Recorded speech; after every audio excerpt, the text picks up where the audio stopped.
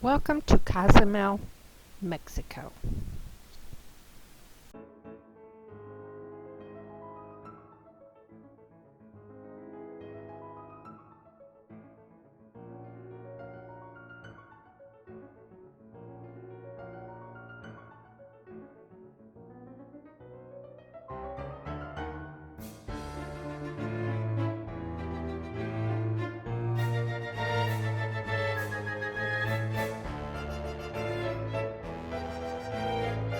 We got a taxi, and the cost of the taxi is $8,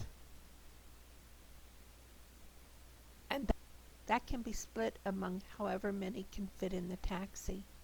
So we always try to get another couple to go with us, and we were lucky enough to do that. It was a cloudy day when we started our journey into Cozumel from the port,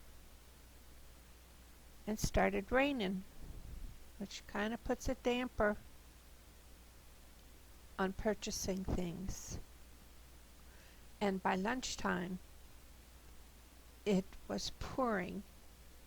We went to eat, and by the time we finished eating, the streets were flooding.